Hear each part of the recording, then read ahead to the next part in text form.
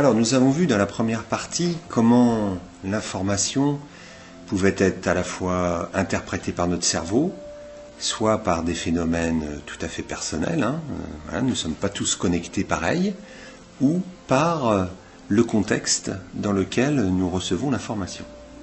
Alors, nous allons voir maintenant comment fonctionne ce cerveau et comment nous allons pouvoir l'utiliser pour notre bénéfice. Alors, le cerveau en quelques mots. Alors, notre cerveau est composé de deux hémisphères. L'hémisphère gauche, le cerveau gauche, c'est celui du cerveau conscient. C'est le cerveau de l'apprentissage. Alors, on y trouve la logique, la raison, l'écriture, les mathématiques, le langage, le détail, tous les détails, la capacité d'analyse, la rationalité, la description. Nos sens sont gérés par notre cerveau gauche et notre ego. Et puis nous avons un deuxième hémisphère cérébral, c'est le cerveau droit, le cerveau de l'inconscient. C'est un cerveau que généralement on connaît beaucoup moins bien. Parce que si c'est le cerveau conscient, on en est conscient, l'inconscient, a priori, on n'en est pas conscient. Et là, on va trouver des domaines tels que le rêve, l'intuition, la poésie, notre capacité à concevoir, la conception, tout ce qui va être le paralangage, l'intonation de la voix, la gestuelle, la globalité des choses, la capacité de synthèse, l'imaginaire, la créativité, les symboles et nos émotions. Ce cerveau inconscient et ce cerveau conscient n'ont pas les mêmes capacités. Le cerveau gauche est capable de gérer à peu près 2000 informations par seconde, ce qui est déjà un bel exploit. Le cerveau inconscient, quant à lui, est capable de gérer 4 milliards d'informations par seconde. Ce qu'il est important de bien percevoir, c'est que ce cerveau inconscient, donc gère là les exemples de choses que je vous ai données, et c'est lui aussi qui gère tout le fonctionnement de mon organisme. Le battement du cœur, la pression artérielle, la filtration des urines, la respiration, la digestion, tout le mouvement de mes muscles, tout est géré par mon cerveau inconscient. Et ce qui est très très important aussi à considérer, c'est que ce cerveau inconscient qui pilote tout mon corps, la régénération des cellules, tous les équilibres hormonaux, les équilibres de toutes les fonctions de mon corps, eh bien c'est ce même cerveau qui gère mes émotions. Donc mes émotions vont être en lien direct avec mon état physique, puisque c'est le même cerveau qui gère. Tout est lié. Donc si je suis dans un état émotionnel positif, de joie, de gaieté, mon corps va plutôt avoir tendance à bien fonctionner. Par contre, si je suis dans un état d'émotion, de stress, d'anxiété et plus encore, eh bien mon corps va le sentir aussi. Il va se transformer en fonction des émotions perçues par mon cerveau inconscient, qui va les traduire dans mon corps, ou bien qui va les traduire dans des attitudes, énervement, addiction, voilà, ou alors des phénomènes de marqueurs de stress tels que se ronger les ongles, ou l'anxiété, des rougissements quand je m'apprête à prendre la parole en public. Voilà. Tout cela s'explique parce que c'est mon cerveau inconscient qui gère à la fois le fonctionnement de mon corps et mes émotions. Donc tout est parfaitement lié. Le fonctionnement de mon corps va traduire l'état émotionnel dans lequel je suis. Alors maintenant, je vais vous présenter une autre représentation de notre cerveau, avec le cerveau gauche dans la partie supérieure, ce cerveau conscient. Donc dans ce cerveau, on l'a vu, c'est l'apprentissage, et après dans les échanges que je vais avoir avec les autres, ce sont l'expression des opinions, des banalités et des bonnes raisons. Vraiment de la conversation très superficielle, c'est du style, tiens, le week-end dernier, comment ça s'est passé? Bah oui, ça s'est bien passé, il faisait beau, enfin voilà, on est vraiment dans les banalités. Et je vous l'ai dit aussi, donc c'est le cerveau de l'apprentissage, c'est le cerveau du raisonnement, c'est celui qui répond aux questions qui, quoi, quand, comment. Et là, on dit que je raisonne. C'est la raison qui prend le pas. Voilà, je raisonne. Et puis, notre deuxième cerveau, le cerveau inconscient, c'est celui dans lequel on trouve les émotions, j'en ai parlé tout à l'heure, et aussi nos motivations, nos désirs et nos besoins. Et là, on dit que je raisonne. Ça vibre en nous. Et d'ailleurs, vous avez pu le remarquer, des fois, tout d'un coup, il peut y avoir des phénomènes de résonance. C'est-à-dire que tout d'un coup, ça s'emballe, et je peux, par exemple, éclater de rire, avoir un fou rire absolument incoercible, je ris, c'est parti, la machine se lance. Et c'est absolument incontrôlable. Aussi, on peut avoir de grands moments de tristesse lors de la perte d'un être cher ou d'une situation très difficile. Et là, je vais m'écrouler en larmes et ça va être absolument impossible de contenir mes sanglots. Je vais pleurer. Donc, je raisonne. Et lorsque l'on voit cette image-là, on peut en faire une autre interprétation. On peut imaginer que là, nous avons affaire à un iceberg, avec ici la partie émergée de l'iceberg et là la partie immergée de l'iceberg. La partie immergée de l'iceberg, c'est notre cerveau conscient, c'est celui auquel on a accès, et la partie immergée de l'iceberg, c'est notre cerveau inconscient. Et qu'est-ce qu'on sait d'un iceberg? C'est que la partie immergée est toujours plus importante que la partie émergée. Et lorsque l'on essaye de retourner un iceberg, il reprend toujours sa place.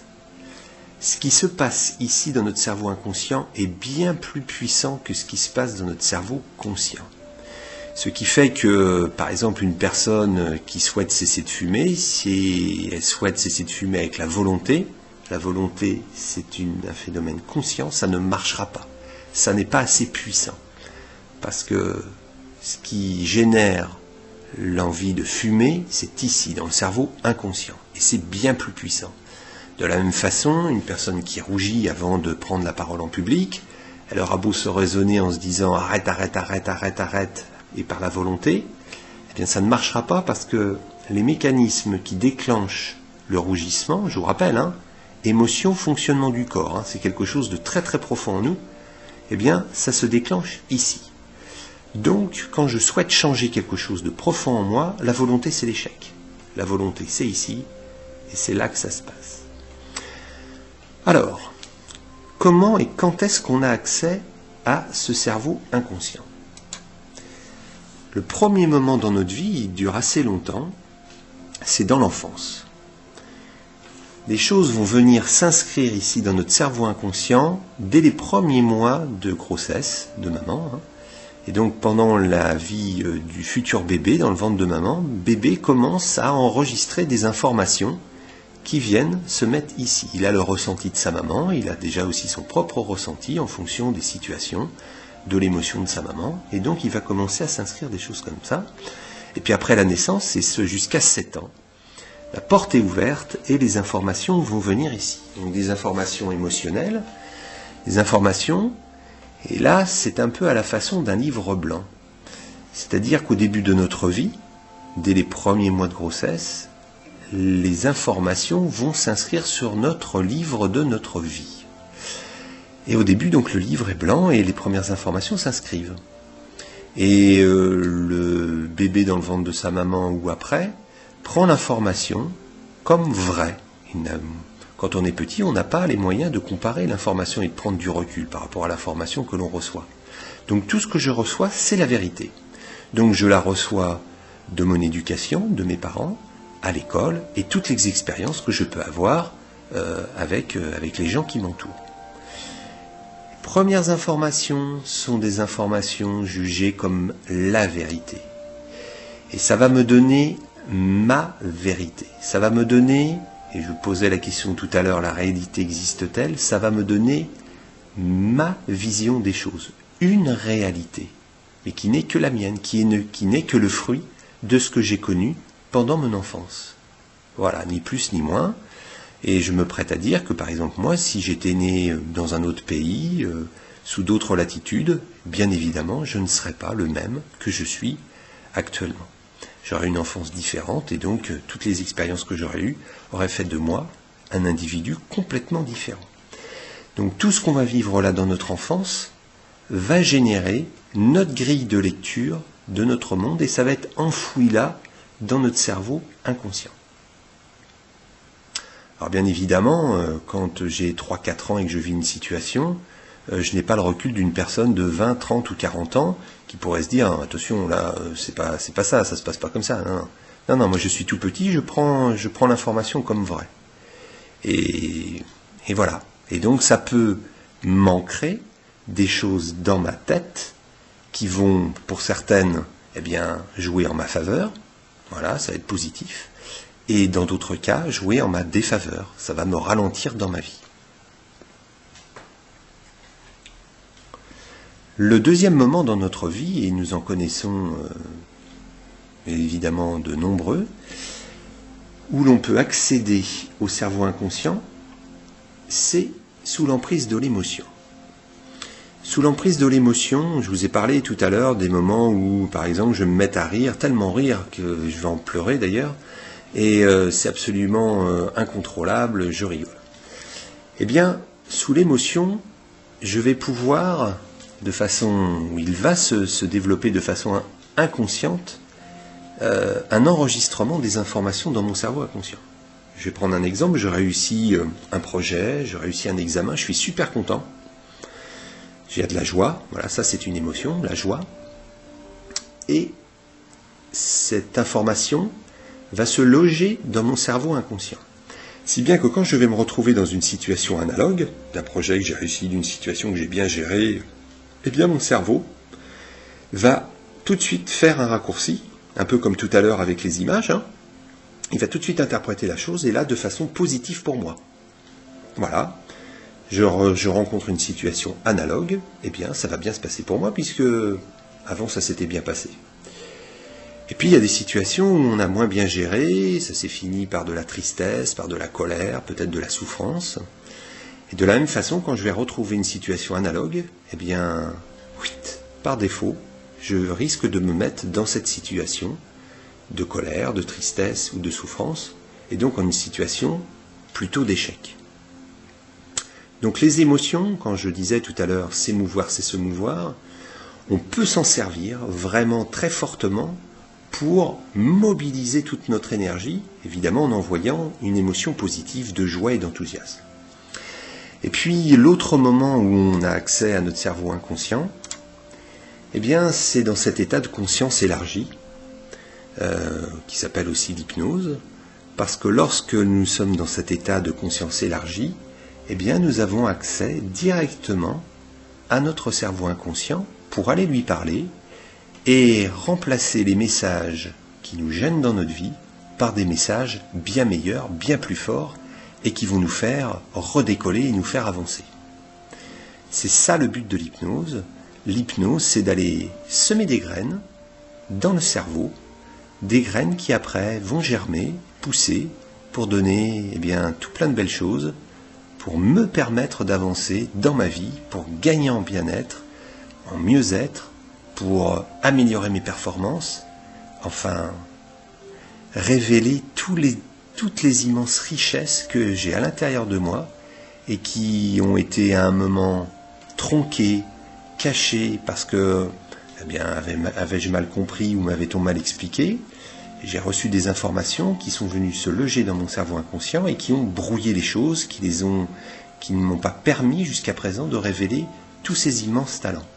Eh bien, en allant remettre des informations bonnes pour moi, et c'est mon travail, le service que je propose de vous rendre, c'est de répondre à votre attente, de me dire ce que vous souhaitez changer dans votre vie, et moi je vais aller mettre les informations qui vont écraser ces anciennes perceptions qui ne vous rendaient pas heureux ou heureuse, ou qui ne vous permettaient pas de mobiliser toutes vos énergies et tous les talents que vous aviez en vous.